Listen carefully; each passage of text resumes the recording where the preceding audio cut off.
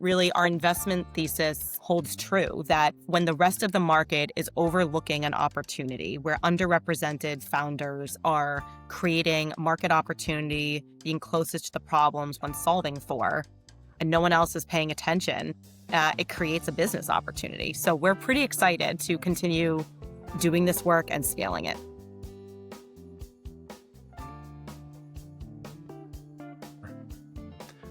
Hello, this is Alistair, and welcome back to the Venture Variety Show.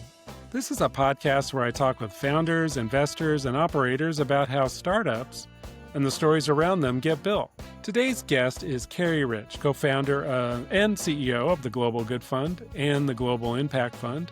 Her focus isn't traditional tech, but her story is right in line with what early-stage founders need to hear, especially those who don't come from the usual Silicon Valley circles. In this episode, we talk about building trust with investors, the realities of raising capital when you're overlooked, and how resilience and lived experience and relationship building are some of the keys to getting funded. So there's lots of great advice here for entrepreneurs. Let's get into it and say hello to Carrie. Well, thanks for being here. I've been looking forward to this conversation and hearing more about the funds that you operate, the Philanthropy Fund, the Impact Fund. Tell us a bit more about yourself. Well, thank you again for having me. I'm thrilled to share our work with the world and your community. You know, our premise is that anyone can make an impact and that great ideas are equally spread across the planet, across the world, across different communities, but access to capital is not. And I had a really lucky, good fortune type of situation where I had a wonderful boss and mentor in one of my first jobs out of school who sponsored me and pulled me up. And I'd gone to him and said, most people will never get to work with someone like you.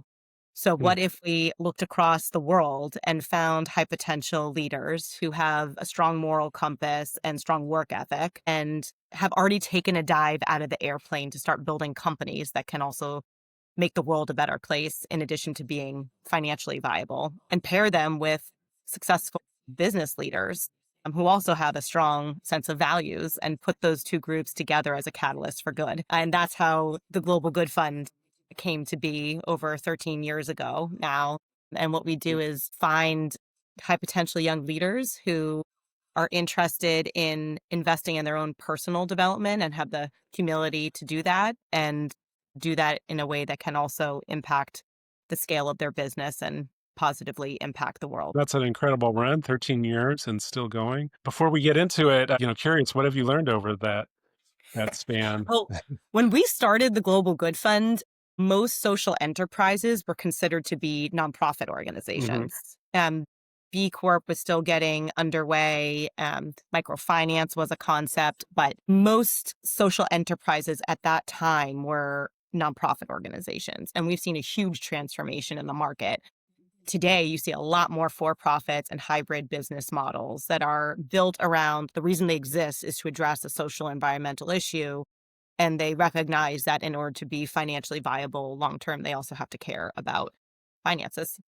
Yeah, absolutely. It has been a melding of a couple of worlds over that time. Tell us more about who you're targeting. It's the underrepresented, right? Yes. And the Yeah. So, marginalized. Go ahead. there are some people who can move through the world networking because of where they're from or who, they're born to. And there are other people and those folks are people we also like supporting because we're really looking for great ideas and high potential. Where we see the biggest return for impact is from people who have lived the social issues that they're trying to address through business solutions.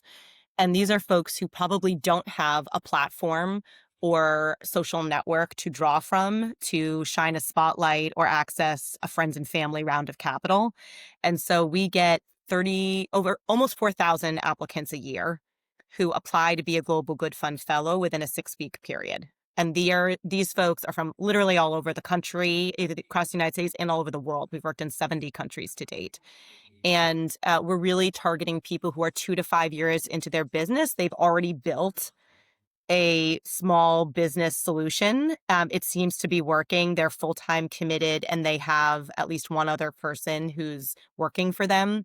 And they're ready to go deeper or more broadly into scaling their business. And they know that one thing they need to work on is their own personal development. So you're investing in entrepreneurs that are focused on social and environmental causes primarily. Mhm. Yeah, so these are entrepreneurs where you can't remove the social impact from the business. So Mm. take an example. Here's an entrepreneur, actually a co-founding team that went through both the Global Good Fund nonprofit and then access capital through the Global Impact Fund. So the co-founders of Asusu went through the Global Good Fund Fellowship. And at that time, they were pretty early in their entrepreneurial journey. And we backed the entrepreneurs as people.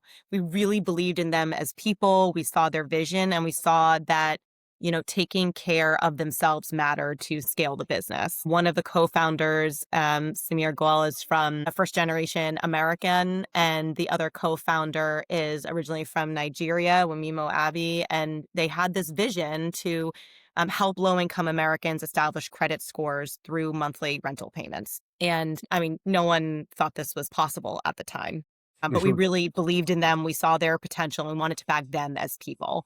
And they had an amazing executive mentor and coach and support team through the Global Good Fund. But frankly, they're rock stars. And we just tried to shine a light and support them and provide some access to philanthropic capital and coaching and mentoring. And then eventually they got to the point where they needed access to capital. And so Global Impact Fund was one of the first investors in very, very early. And today they're in all 50 states and helping millions of Americans establish credit scores so they can go on to buy their own homes, start their own businesses, get educated through whatever learning they choose to pursue. So Oh, that's we're great. proud of Asusu and their team. And it's in the case study of how you can access capital philanthropically through nonprofit means and then using venture capital through the Global Impact Fund. Do they come to you after trying to go through venture capital, or are you just one of many that they're trying to raise from? Well, we prefer when entrepreneurs come to us first because we will lead the round and we will take board seats and we really try to support the management team through all the ups and downs. And it's a long journey, as any established entrepreneur will share. And we're in it for the long haul, and we think we have a sense of what it takes to be successful, both in terms of financial impact and social and environmental impact. So what we've found, and Asusu has written about this, is they were getting kicked out of places. They did not present like typical Silicon Valley entrepreneurs. They aren't. Mhm, Their mhm. business model wasn't, and they've been incredibly successful. And it's because they stay true to who they are, and they firsthand had experience dealing with the issues that they were solving for. And they built a company around addressing those business issues. While we were the first in, we were not the last, and we're surrounded by, now there are a few impact investors in, as well as traditional venture investors. They became a unicorn, so they became $1 billion company. Mhm. And you can imagine there's all different kinds of players on that cap table, but their Series B round was led by their mentor through the Global Good Fund, through Yeah. their nonprofit fellowship program that was philanthropic capital. And so we really tried to leverage our impact ecosystem to support underrepresented talent. Great success story there. I can imagine that being the first investor in them, that you get a lot of inbound on, hey, why don't you create a larger, a larger global impact fund from LBs? No. Yes. And, honestly, I'll share a little story for those who might be thinking about impact investing and are early in the journey. We started with a 500K pilot. Mm. And in a moment of vulnerability here, I'll share with you that, it did really well by every measure. 3 times better than a traditionally high performing venture capital fund in terms of financial returns, 100% social impact portfolio. And I wasn't sure I was the right person to lead the next fund, the next impact fund. So I thought it would be better for our LPs to bring in someone with a tremendous track record in venture capital, which I tried to do. And our LPs were the ones who said, no, our relationship is with you. We want you to try. And so we did. And that's our $10 million fund now, is Global Impact Fund. And we do have interest from LPs in scaling and leading a next fund. So we're very seriously working on that and thinking that through. And really, our investment thesis holds true that when the rest of the market is overlooking an opportunity where underrepresented founders are creating market opportunity, being closest to the problems when solving for, and no one else is paying attention, it creates a business opportunity. So we're pretty excited to continue doing this work and scaling it.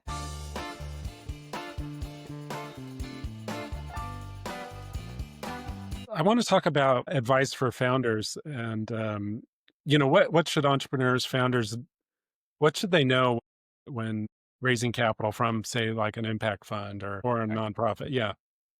I think the first thing is that raising money is really hard.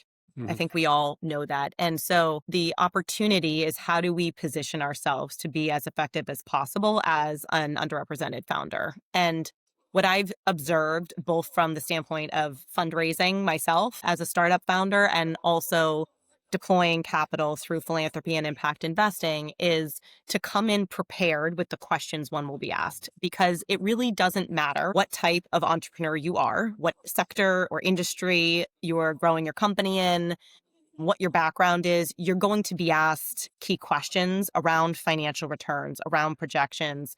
There's certain keywords that will be used, and it's on us to do our homework, do our research, and know the questions that will be asked. And coming in unprepared is not an option to be successful. So I think it starts by being on us to get really well prepared on what those questions would be that a investor would ask, whether it's impact investing, philanthropic capital, or anywhere on that continuum in venture investing.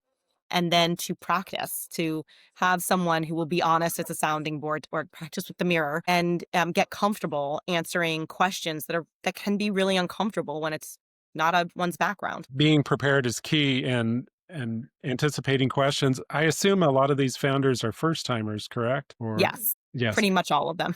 pretty much all of them. So what I hear from investors is that they always like to know, about the team, who's involved, who's leading it, what credentials do they have? How do first timers that question when asked, or how should they? Well, a couple of ways. One example is, I'm a first time venture Yeah. capitalist as a first time fund manager. And, our lawyers had recommended, why don't you partner with someone who has a really successful and longstanding track record, which is what I did. So surrounding yourself with people who do have experience can be very useful.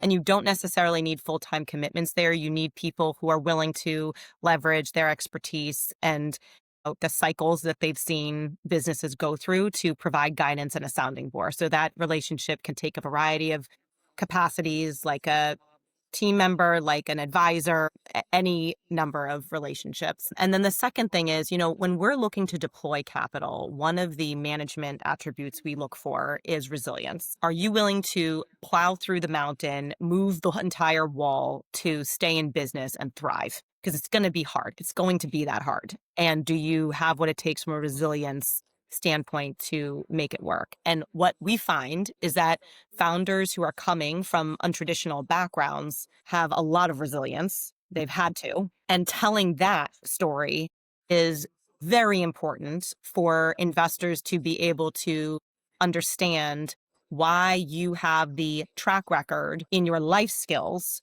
to be able to sustain emotionally and energetically and financially the business. It's not just about the finances. This is going to be so hard. Do you have what it takes from a resilience standpoint as a person long term to make this business successful? Great advice. Yeah. Lean into to your own journey and showcase your own resilience. Yeah, I Yes. like that.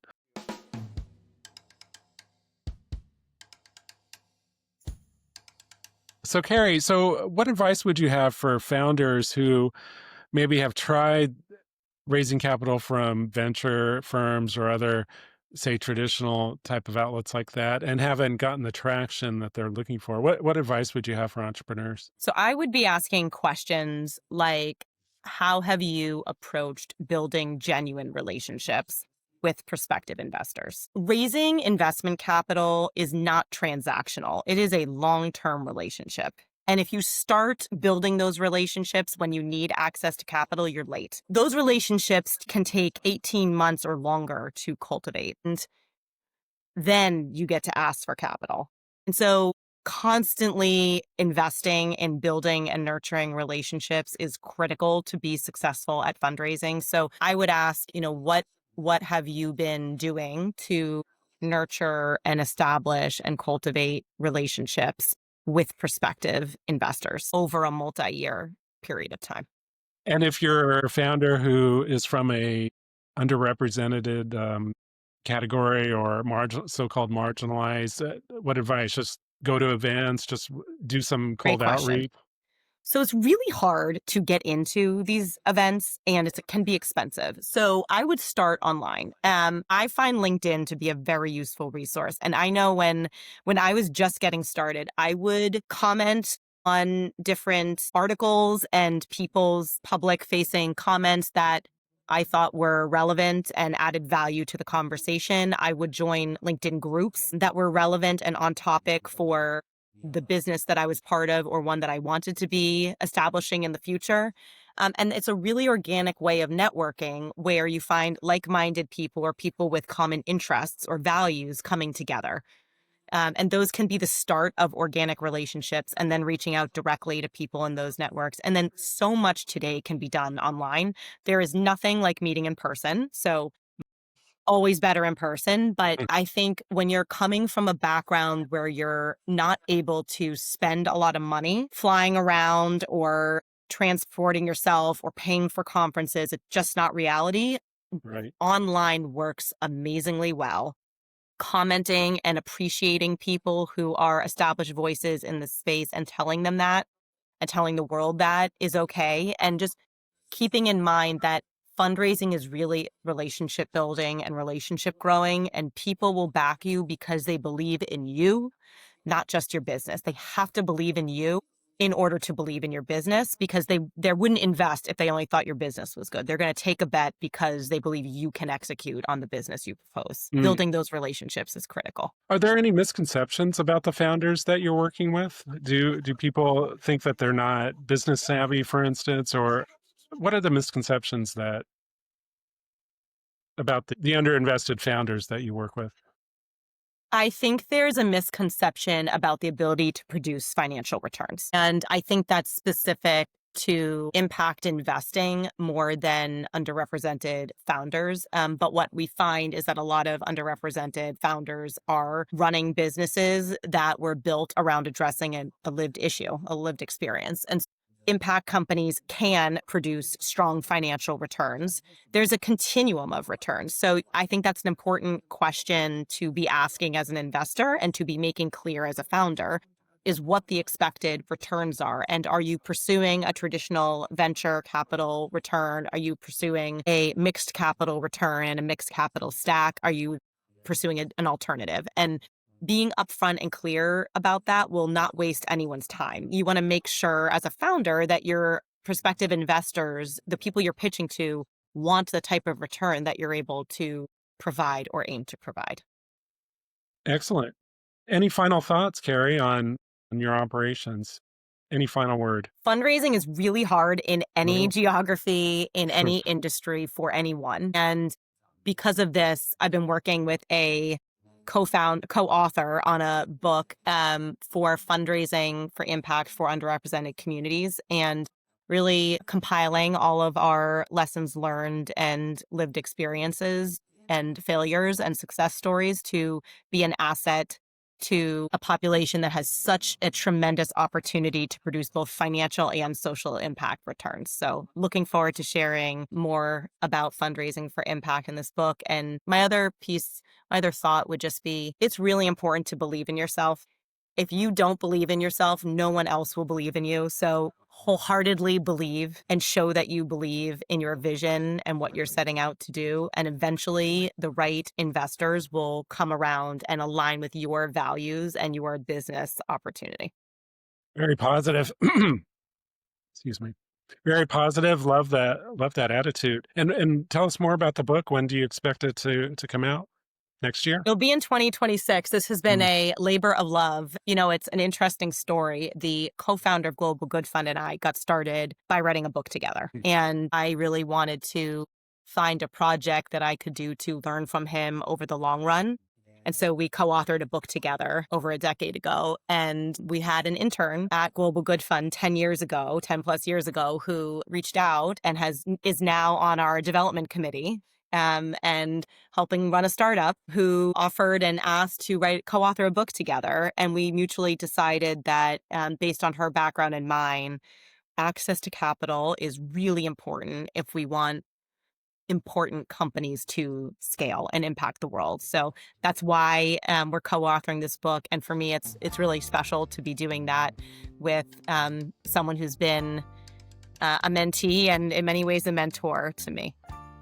Love it. Well, we'll have to reconnect in 2026 when that book is out. Thank you. Very positive, very affirmative here. I love the advice that you have for founders, and it's good stuff. Well, Carrie Rich from the Global Good Fund, appreciate your time. Thank you very much. Thank you for having me. Well, that was Carrie Rich from the Global Good Fund. I really liked her honesty about being a first-time fund manager and her take on underrepresented founders and how they can position themselves to raise capital by investing in their own development and building long-term relationships, especially by using LinkedIn. Lots of great advice for entrepreneurs. If you like this conversation, or there's someone you know who's raising in a non-traditional space, give this episode a like, share it, and consider subscribing to my channel. It helps my platform grow. You can find more episodes of the Venture Variety Show on YouTube, as well as on my Substack, where you can also check out my newsletter, The Venture Lens. Thanks again for listening. Until next time.